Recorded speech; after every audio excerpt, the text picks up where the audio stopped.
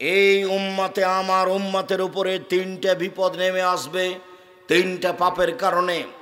আমার উম্মতের উপরে তিনটা বিপদ নেমে আসবে তিনটা পাপের কারণে। এক, খাসফন ভূমিকম্প হবে। দুই, মাসখন আকার আকৃতি পরিবর্তন হবে। সন্ধ্যায় ছিল মানুষ, সকালে হবে বানর সোর। সন্ধ্যায় ছিল মানুষ, সকালে হবে বানর সোর হয়ে যাবে। তিন, আকাশফোন সর্বধরনের সমস্যা নেমে আসবে। তেল ছিল কোথায় 70-75 টাকা লিটার, তা হয়ে গেল 130-35 টাকা লিটার। চাউলের দাম এরকম হলো, কাপড়ের দাম এরকম হলো। সব ধরনের সমস্যা মানুষের উপরে নেমে আসবে। মসজিদে হবে মারামারি, মাদ্রাসা হবে মারামারি, সামান্য কথা নিয়ে হইচই লেগে যাবে, একজন আর একজনে মেনে নেবে না, শুধু মারামারি আর ফাটাফাটি। সংসদে হবে মারামারি, মসজিদে হবে, স্কুল মাদ্রাসাতে হবে। কোনো শিক্ষিত মানুষ কাউকে বলে মনে হবে না, সবাকে মনে হবে আগাছা, কারো নিকটে বিবেচনা আছে এমনটা মনে হবে না। হুঁশিয়ার কোনো মানুষ সমাজে দেখা যাবে না। রাসূল সাল্লাল্লাহু আলাইহি সাল্লাম বলছেন আমার উম্মতের উপরে তিনটা বিপদ নেমে আসবে। এক, ভূমিকম্প। দুই, আকার আকৃতি পরিবর্তন, সোর বানর। তিন, বিপদ সমস্যা। জমির দাম 20 লক্ষ, রেজিস্ট্রি হলো 12 লক্ষ। অবাক, কোন ধরনের হিসাব? ওটা কিসের টাকা? জমি নিলাম 50 লক্ষ টাকা দিয়ে, রেজিস্ট্রি করছি 10 লক্ষ বার, এটা কিসের টাকা? এটা কি?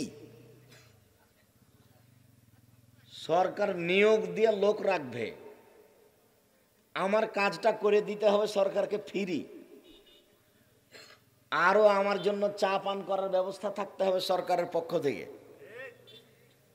যে তুমি একটা লেনদেন করেছো, ভালো করেছো, তাই সরকারিভাবে তোমাকে চা খাওয়ার ব্যবস্থা করে দিলাম। সেখানে জমির দাম 12 লক্ষ, খরচ হলো 6 লক্ষ, রেজিস্ট্রি, এটা কোন কথা? এরই নাম বিপদ নেমে আসবে মানুষের উপরে তিনটা পাপের কারণে। এক, এটা সারেবুল খমুরা, মানুষ যখন নেশাদার দ্রব্য পান করবে তখন এই বিপদ নেমে আসবে। দুই, জাহারাতুল কায়নাত, মেয়েরা যখন নাচবে, সব মোবাইলে মেয়ে নাচে, সব ঘরে মেয়ে নাচে, সব দোকানে মেয়ে নাচে। রাসূল সাল্লাল্লাহু আলাইহি সাল্লাম বলছেন মেয়েরা যখন নাচবে। তিন, জারাবুল মাজিব, যখন বাদ্যযন্ত্র প্রকাশ পাবে, সব মোবাইলে বাজনা বাজে, প্রায় সব দোকানে বাজনা বাজে, প্রায় সব ঘরে বাজনা বাজে। 5 তলা একটা ভবন, 30টা রুম রয়েছে, 25টা রুমে টিভি আছে, সব সময় ল্যাংটা মেয়ে নাচছে, সব সময় বাজনা বাজছে। মোবাইলের অপর নাম হচ্ছে জাদু, মোবাইলের অপর নাম হচ্ছে জেনা। মোবাইল খুললে ল্যাংটা মেয়ে চোখের সামনে আসে। রাসূল সাল্লাল্লাহু আলাইহি সাল্লাম বলেন আইনানে তাজনিনে জেনা হুমন নাজরো, দুই চোখের জেনা হচ্ছে চোখ দিয়ে দেখা। অলোজনানে জেনা হুমল ইস্তেমাও, দুই কানের জেনা হচ্ছে কান দিয়ে শোনা। অলিয়াদ জেনা হাল বাদশ, হাতের জেনা হচ্ছে হাত দিয়ে ধরা। আর রিজল জেনা হাল মাসি, পায়ের জেনা হচ্ছে এই পথে চলা। জেনাল কালব তাতমানা তাস্তাহি, অন্তরের জেনা হচ্ছে পরিকল্পনা করা। জেনাল লিসানু নুতক, জিহ্বার জেনা হচ্ছে কথা বলা। এগুলো সব জেনার মাধ্যম। এই কথা মুহাম্মদ সাল্লাল্লাহু আলাইহি সাল্লাম বলেন, হাদিস বুখারী মুসলিম। তোমার হাতে একটা বড় মোবাইল আছে, টান দিলে ল্যাংটা মেয়ে বের হয়ে আসছে, এর নাম জেনা। কিভাবে মানুষ তাড়াতাড়ি জাহান্নামে চলে যাবে তার পথ পন্থা মানুষের আগে জানা ছিল না। এখানে আছে ছেলেটা, মেয়েটা আছে লন্ডনে, উভয়ের জেনা চলছে, একজন আর একজন নগ্ন অবস্থা দেখছে, অবাক জেনা। মুহাম্মদ সাল্লাল্লাহু আলাইহি সাল্লাম বলেন আমার জীবনে বড় ভয়, আমার উম্মত গোপন পাবে লিপ্ত হবে। একাই হলে জেনা করে মোবাইলে, একাই হলে গোসলখানাতে হস্তমতন করে জেনা করে। অসংখ্য জেনার পথ আমার উম্মতে খুলে যাবে। আমার বেশি ভয় আমার উম্মত গোপন পাপে লিপ্ত হবে, এটাই তিনি আশঙ্কা করে গেছেন। সম্মানিত দিনী ভাই বোন, রাসূল সাল্লাল্লাহু আলাইহি সাল্লাম বলছেন আমার বড় ভয় আইম্মাতুল মুজাল্লিন, ওলম আলেম ওলামা হবে ভ্রান্ত, মিথ্যাকে বলবে সত্য, সত্যকে বলবে মিথ্যা, এটা হবে আলেম ওলামার কাজ, এটা আমার ভয়। দুই, সাতালতাহেকো কাবাইলু মুনুমতিল মুশরিকিন, আমার উম্মত হিন্দুদের সাথে মিশে যাবে। হিন্দুদের যখন পূজা হবে তখন মেলাতে সবাই চলে যাবে। কোথায় হিন্দু? সবাই মুসলমান, নগ্ন হয়ে ঘুরছে, বাদ্যযন্ত্র হিন্দুদের কাজ, মেলা হচ্ছে হিন্দুদের কাজ, যেখানে জালসা জলুস হচ্ছে সেখানে একবারে বিরাট মেলা লেগে যাচ্ছে, দোকানপাট বসে। আমি জাতির সামনে বলে যাচ্ছি, আমি আব্দুর রাজ্জাক বিন ইউসুফ, আমি ওর দোকানপাটের সাথে কোনোদিন একমত হইনি। আমি জাতির কাছে তেমন কিছু রেখে যেতে পারলাম না, তবে রেখে গেলাম একটা ছোট বই, বক্তা শ্রোতার পরিচয়। তাতে কে বক্তা কে শ্রোতা আমি লেখার চেষ্টা করেছি। জাতির তাফসির মাহফিল বন্ধ করার জন্য আমি বই লিখেছি, তাফসির কি মিথ্যা হতে পারে? ওই বইয়ে যা তাফসির আছে সবই মিথ্যা। এরপরে আমি বলছি, আমি জাতিকে কোনোদিন ফাঁকি দিইনি, জাতির কাছে আমি পয়সা নিয়ে দিন প্রচার করতে আসিনি। এরপরে আমার বিশ্বাস হয় না যে আমি নিজের আমলে বিচার মানে টিকতে পারবো। আমার একটু আমি আশ্বস্ত হয়ে এই দিক দিয়ে যে বহু জনগণ আমার কথা মেনে চলে, ওরা যে নেকি অর্জন করে ওখান থেকে যদি কিছু পাই তাহলে যদি পরকালে সফল হতে পারি, নিজের কিছু দিয়ে আমি ফলাফল ভোগ করতে পারবো তা আমার মনে বলে না। সম্মানিত দিনী ভাই বোন, মরণ চলে এসেছে, যেটা আসবে সেটাই চলে এসেছে, কিয়ামত আসবে এটা চলে এসেছে, কবর আসবে তাই চলে এসেছে, জাহান্নাম আসবে তাই চলে এসেছে। বিবেচনা আর করার সুযোগ নাই, মরতে হবে এখনই, তার জন্য প্রস্তুতি আজকেই। এই জেনা এই পাপ বন্ধ করতে হবে জরুরিভাবে। আমার উম্মতের উপরে 3টা পাপের কারণে 3টা বিপদ নেমে আসবে। এক, পাপ, ওরা নেশাদার দ্রব্য পান করবে। পাপ 2, মেয়েরা নাচবে। পাপ 3, বাদ্যযন্ত্র প্রকাশ পাবে। দুঃখিত, আপনাকে আমি মোবাইল ব্যবহার করতে বলিনি, এটা আপনি বন্ধ করেন। নিরুপায় হয়ে মার সাথে কথা বলার জন্য একটা সাধারণ মোবাইল রাখেন। এমনিতেই অজান্তেই পরকাল হারিয়ে দিয়েন না, ইহকালও হারালেন পরকালও হারালেন, জেনার পিছনে পড়ে মান সম্মান সব কিছু নষ্ট করলেন। সম্মানিত দিনী ভাই বোন, আবু হুরায়রা রাদিয়াল্লাহু তাআলা আনহু বলেন, রাসূল সাল্লাল্লাহু আলাইহি সাল্লাম বলেছেন, লা ইউবাইয়াতান্না নাস মিন উম্মতি আলা লাহাবিন ও তামিন, আমার উম্মত রাত অতিবাহিত করবে খাদ্য নিয়ে, মদ নিয়ে, নেশাদার দ্রব্য নিয়ে, নারী নিয়ে। সকাল যখন হবে তখন তারা হয়ে যাবে বানর, তারা হয়ে যাবে শোর, তারা হয়ে যাবে বানর, তারা হয়ে যাবে শোর। কেন হবে বানর, কেন হবে শোর? হতে পারে কুকুর, হতে পারে শ্রীগাল, হতে পারে বাঘ, কিন্তু কেন হবে শোর, কেন হবে বানর? অনুভূতিহীন একটাই প্রাণী আছে, সেটা শোর। গরুরও অনুভূতি আছে, গরু যখন ঘাস খায় তখন যেখানে উঁচু ঘাস আছে ওটা খায় না। উঁচু ঘাসটা হয়েছে গোবরের কারণে, ওটাও খাবে না। গরু কি করে খায়? বিবেচনা করে খায়। কিন্তু শোর দেখেছেন? শোর নিজের রুজির সময় তার বিবেচনা করা নেই, ও বিবেচনা বুঝে না। মানুষ যেদিন বিবেচনাহীন হয়ে যাবে তখন এ সকালে শোর হয়ে যাবে। পৃথিবীতে একটাই প্রাণী অনুভূতিহীন ছাড়াই, অনুভূতিহীন অবস্থায় চলে, অনুভূতিহীন অবস্থায় খায়, কোনো কিছু অনুভূতি নিয়ে করে না, তার নাম শোর। মুসলমান যেদিন সব কিছুতে ইহুদি খ্রিস্টানের নীতি গ্রহণ করবে, ব্যাংক চলে তাদের নীতিতে, কোর্ট চলে তাদের নীতিতে, স্কুল কলেজ চলে তাদের নীতিতে, খাতা কলম চলে তাদের নীতিতে, সব কিছু তাদের নীতিতে, মানুষের বানর হওয়ার সময় চলে এসেছে, মানুষের শোর হওয়ার সময় চলে এসেছে। আব্দুল রাজ্জাক সাহেব, শোর না হয় অনুভূতি প্রাণী, অনুভূতিহীন প্রাণী মানুষ শোর হয়ে যাবে, বানর কেন হবে?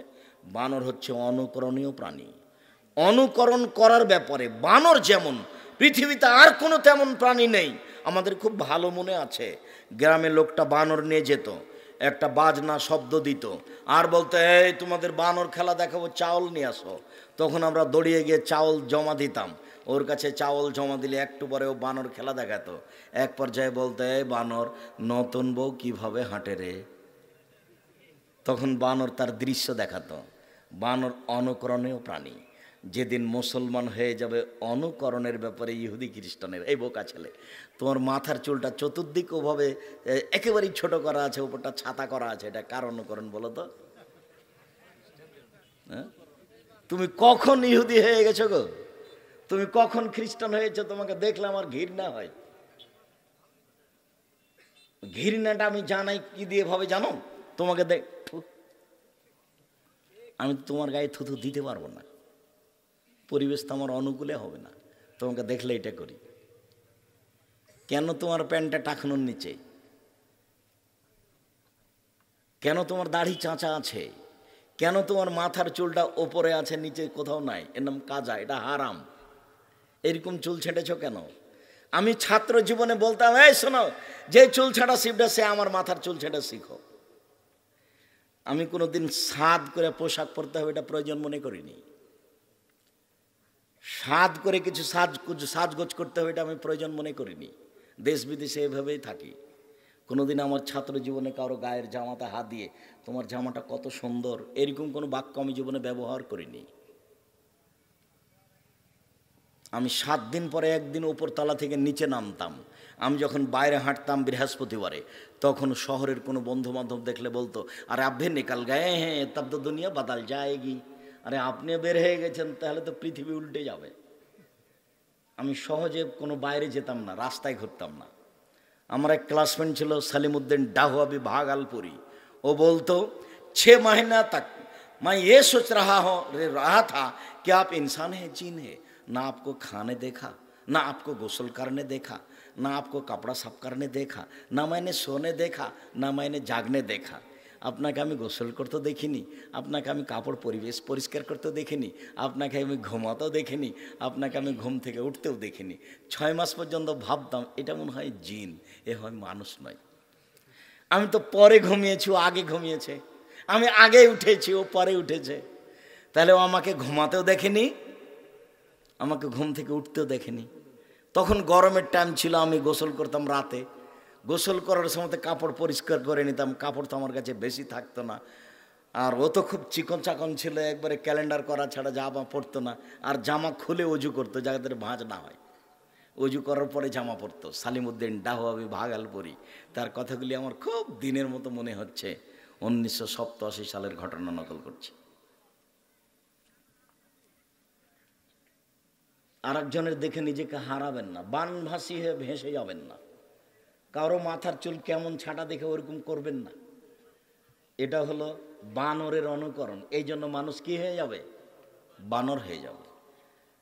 হয় নিজেরটাই গ্রহণ করে রাখে, না হলে যেটা ইসলাম ধর্মে বলছে সেটা করেন, আর একটা নিবেন না। চলাতে ফিরাতে খাওয়াতে থাকাতে সবসময়, কথাতে বার্তাতে সব সময় মোহাম্মদ সাল্লাল্লাহু আলাইহি ওয়াসাল্লামের কথা। আব্বু ওপরে কে আছে? আল্লাহ। আব্বু মিথ্যা কথা বললে কি হয়? মিথ্যা কথা বললে গুনাহ হয়, আল্লাহ জাহান্নামে দিবে। আব্বু সবসময় সত্য কথা বলো। আব্বু সালাম দিতে হয়, সালাম দিলে কি হয় আব্বু? ঘরে শয়তান থাকে না। বিসমিল্লাহ বলে খেলে কি হয় আব্বু? শয়তান আমাদের খাদ্য খেতে পারে না। বিসমিল্লাহ না বললে কি হয় আব্বু? শয়তান আমাদের খাদ্য খেয়ে নেয়, বরকত খেয়ে নেয়। একটা লোক বাইতুল মোকাররম ঢাকার মসজিদের চতুর্দিকে কাপড় বিক্রি করছে। তো একজন বলছে যে পাঞ্জাবি, আর একজন বলছে 3000। তো ওটা দাম কিন্তু 300। তো 15-20টা বিক্রি করেছে 3000 টাকায়, অনেক টাকা। তো দুজন মিলে খুব খুশিতে খাচ্ছে, বিড়ি তামাক আর যাচ্ছে আর গল্প করছে, অনেক টাকা। 3 দিন পরে লোকটাও নাই, দোকানও নাই। তার মানে বরকত নাই। মিথ্যা কথায় কোনো কাজ করতে যাবেন না। ব্যবসাতে লাভ কম হোক, অল্প করে হোক, অনেক বেশি হোক, বড় ধনী হয়ে যাবেন ইনশাল্লাহ। একটু সময় লাগবে। সম্মানিত দিনী ভাই বোন, রাসূল সাল্লাল্লাহু আলাইহি সাল্লাম বলেন, পৃথিবীর মানুষ মনে রেখো, ইন্না মিন আশরাতিশ শাক, পৃথিবী ধ্বংসের লক্ষণ। 1 ইরফল ইলম, বিদ্যা উঠে যাবে। 2 এনজলুল জাহাল, মূর্খতা বর্ষণ হবে। 3 ওয়াকসরা শারবুল খামরে, মদ পান বেশি হয়ে যাবে। 4 ওয়াকসরা জেনা, জেনা বেশি হয়ে যাবে। 5 ওয়াকিলা রেজাল, পুরুষ কমে যাবে। 6 ওয়াকসরা নিসা, মহিলা বেশি হয়ে যাবে। হাত্তা ইয়াকুনা খামসিনা ইমরাআ লিরাজুলিল ওয়াহিদ, একজন পুরুষের অধীনে 50 জন নারী থাকবে। 50 জন মানে একজন পুরুষের সাথে হাজারো নারীর জেনার সম্পর্ক থাকবে। এখানে এমনও কোনো যুবক আছে যার জেনার সম্পর্ক আছে সহনারীর সাথে। কি করলে জীবনে? কি জবাব আছে তোমার কাছে? চট করে একটা কথা মনে পড়েছে, আপনাকে বলে রাখি। জেনার সম্পর্ক থাকলে ব্যবসা মায়ের খাবে, অর্থ কমে যাবে। জেনার সম্পদ থাকলে অর্থ সংকটে চলে যাবে, চতুর্দিক থেকে সমস্যা নেমে আসবে, টাকা পয়সা আর বাড়বে না। তো টাকা পয়সা বাড়বে কিভাবে আব্দুর রাজ্জাক সাহেব? মুখের ভাষা ভালো করতে হবে সবার সাথে, সদাচরণ। সদাচরণে বয়স বেশি হয়, সদাচরণে টাকা বেশি হয়, হাদিস বুখারী মুসলিম। জেনা করলে টাকা কমে যায়, জেনা করলে গরিব দরিদ্রতা নেমে আসে, এ কথা মুহাম্মদ সাল্লাল্লাহু আলাইহি ওয়াসাল্লাম বলেন। এদেশে একটা বই পাওয়া যায়, উপদেশ, আপনার জন্য লিখেছিলাম, আপনি হয়তো পড়েছেন কি না। একটা বই পাওয়া যায়, কে বড় লাভবান। এক লাইন পড়লে আপনি মনে করবেন যে আমি এটা কাজ করলে কিছু লাভ পাবো। একটা বই ছিল ক্ষতিগ্রস্ত, এক লাইন পড়লে আপনি বুঝতে পারবেন যে আমার কি ক্ষতি হচ্ছে। একটা লাইন পড়েন, কোনো না কোনো আপনার উপকার বা ক্ষতির কথা পাবেন আপনি। আমি বলেছি, জাতির সামনে মুখে বলছি, মিডিয়ায় বলছি, অনলাইন আলিতেসাম টিভি, কলমে বলছি। আপনি 20-30টা টাকা দিয়ে মাসিক ইলিতেসাম পত্রিকা নিতে কৃপণতা করিয়েন না। আমার অনেক বড় স্বাদ, আমি জীবন বাজি রেখে চেষ্টা চালিয়ে যাচ্ছি, লক্ষ লক্ষ টাকা পয়সা খরচ করে আমি চেষ্টা চালিয়ে যাচ্ছি, একমাত্র মানুষের আকীদা আদর্শ পরিবর্তনের জন্য, অন্য কোনো উদ্দেশ্য নাই এখানে। এক সময়ে টাকা পয়সা সংসারে লাগাতাম, এখন যা আছে সবই প্রতিষ্ঠানে, আমি নিজে দেউলিয়া। সম্মানিত দিনী ভাই বোন, পৃথিবী ধ্বংসের লক্ষণ হচ্ছে মদ পান, নেশাদার দ্রব্য পান করা বেশি হয়ে যাওয়া। রাসূল সাল্লাল্লাহু আলাইহি সাল্লাম বলেন, 3 শ্রেণীর মানুষ জাহান্নামে যাবে। 1, মুসাদ্দিকুন বিল কাদারে, ভাগ্যকে যে অস্বীকার করে সে জান্নাতে যাবে না। 2, বাপ মাকে মানে না যে। 3, নেশাদার দ্রব্য পান করে যে। 3 শ্রেণীর মানুষ জান্নাতে যাবে না। 1, মুসাদ্দিকুন বিসসিহরি, জাদুকে বিশ্বাস করে যে। ভেলকি, কখনো জাদুকে বিশ্বাস করবেন না, ওর পাশে দাঁড়াবেন না। আমার খুব মনে পড়ে, আমরা চাঁপাইনবাবগঞ্জের মানুষ, ট্রেনে রহনপুর নাচল থানায় যেতাম পড়তে। যখন ওই আমনরা স্টেশনে নামতাম, তখন জাদুঘর এসে কি বলতো, হাত চালাতো। এক পর্যায়ে বলতো, এ বৎস কোথায় যাবি রে? আকাশে যাব। তারপর তাকে জালের মধ্যে ঘেরে রাখতে, একটু পরে দেখছি যে নাই, জাদু করে রেখেছে। সবাই যখন হাত মাটিতে রাখতে বলতো, আমিও রাখতাম। তখন আমি বলতাম, আল্লাহ আমার হাতটা যেন না চলে, আমার হাতটা যেন না চলে। কোনো দিন ওরা আমার হাত চালাতে পারেনি, আমার হাত চলে না। আমি এই কথা বলতাম তখন, আল্লাহ যেন আমার হাতটা না চলে, দেখি ও কি করে। জাদু, রাসূল সাল্লাল্লাহু আলাইহি সাল্লাম বলেন, 3 শ্রেণীর মানুষ জান্নাতে যাবে না। 1, মুসাদ্দিকুন বিসসিহরি, জাদুকে বিশ্বাস করে যে, জাদু করে যে, জাদু দেখে যে, সে হত্যার যোগ্য। জাদু মহাপাপ, জাদু ঘৃণিত পাপ। 2, বাপ মাকে মানে না যে, সববারই বাপ মায়ের কথাটা উঠে আসছে। 3, নেশাদার দ্রব্য পান করে যে, সব হাদিসের সাথে নেশাদার দ্রব্য কথাটা লেগে আছে। আবু মুসা আশআরী রাদিয়াল্লাহু তাআলা আনহু বলেন, রাসূল সাল্লাল্লাহু আলাইহি সাল্লাম বলেছেন, লা ইয়াশরাবানা নাসুম মিন উম্মতি ওয়া ইয়াশমুনা বিগাইরি ইসমিহা, আমার উম্মত নেশাদার দ্রব্য পান করবে, নাম দিবে অন্য। এই ছেলে, তুমি তো এই বক্তব্যটা খুব ভালো করে দেখেছো। আমি বলেছি ঠান্ডা, পেপসি, কোকাকোলা, আরসি এগুলো মদ, আর উনি বলেছেন এগুলো মদ নয়, যেটা তোমরা নেটে দেখছো। তা আল্লাহর নবী বলছেন যে মানুষ মদ খাবে, নাম দিবে অন্য। তো কেউ যদি বলে সেটা অ্যাবা, তো অ্যাবা এটা নয়, কেননা সবাই তো অ্যাবাকে মদই বলে। কেউ যদি বলে এটা গাঁজা, তাহলে এটা কথা ঠিক হবে না, কেননা সবাই তো বলে যে হিরোইন হলো, গাঁজা হলো মদ। তাহলে সেইটা কোনটা যেটা মানুষ খাচ্ছে অথচ নাম বলছে অন্য, কিন্তু সেটা মদ? আমি তো বলেছি সেটা পেপসি। তুমি কি এর ইতিহাস পড়ে দেখেছ? কোথায় হয়, কে করে? ঠান্ডা, আরসি, কোকাকোলা আমি তো কোনোদিন খাইনি, আমার তো চলছে, আমি তো বেঁচে আছি। তোমার চলে না কেন? তোমার মা বাজারে যায় কেন? আমরা তো যাই না, চলছে তো। তোমার বোন বাজারে যায় কেন? কেন যাবে? কেন যাবে? তোমার আব্বাকে আমি আজ 32 বছর থেকে বলছি, স্বামী হলে 5টা জিনিস লাগে। 1, যে মানের খাচ্ছে সে মানের খাওয়াবে। 2, যে মানের পড়ছে সে মানের পড়াবে। 3, কটু কথা বলতে পাবে না। 4, মুখের উপরে মারতে পাবে না। 5, নিজের বাড়ি ছাড়া কোথাও থাকতে দিবে না বউকে। খালার বাড়ি যেতে পাবে না তোমার মা, ফুফুর বাড়ি যেতে পাবে না, নানির বাড়ি যেতে পাবে না, মায়ের বাড়ি যেতে পাবে না, জরুরি প্রয়োজন ছাড়া বাড়ির বাইরে যেতে পাবে না। দুর্ঘটনা ভিন্ন কথা, নিরুপায় হয়ে যেতে পারে। হাট বাজারে তো কোনো প্রশ্নই আসে না, হাট বাজারে যাওয়ার তো কোনো প্রশ্নই আসে না। তোমার আব্বা যেটা কিনে নিয়ে এসেছে মোটা কাপড়, তোমার মা বলবে মোটা কাপড়ে আমি খুশি, লবণ ভাতে খুশি, আমি তোমার কিনে আনা জিনিস এভাবে হাতে দেখতে রাজি নই, তুমি যেটা নিয়ে এসে তাতে আমি খুশি, সংসার সুখী হবে, উভয়ই শান্তি পাবে। আল্লাহ তাআলা বলেন অমিন আয়াতিহান খালাকালাকুম আনফুসিকুম আজওয়াজান লিতাসকুনু ইলাইহা, পৃথিবীর মানুষ শুনে রেখো, তোমাদের মধ্যে থেকে তোমাদের স্ত্রীকে আমি সৃষ্টি করেছি, তোমাদের পাশ থেকে আমি তোমাদের স্ত্রীদেরকে সৃষ্টি করেছি যাতে করে সেখানে শান্তি তৃপ্তি পাও।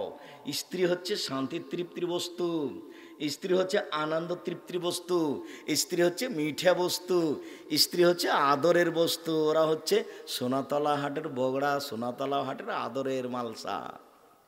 ওদের আদর করতে হয়, ওদের গালি দিতে হয় না, ওদের নিন্দা করতে হয় না, ওদের মারতে দিতে হয় না, ওদের বাজারে যেতে দিতে হয় না, ওদের বায়ের বাড়ি, খালার বাড়ি, ফুফুর বাড়ি, বিবাহের বাড়ি যেতে দিতে হয় না, ওদের ঘেরে রাখতে হয়, ওদের ঢেকে রাখতে হয়।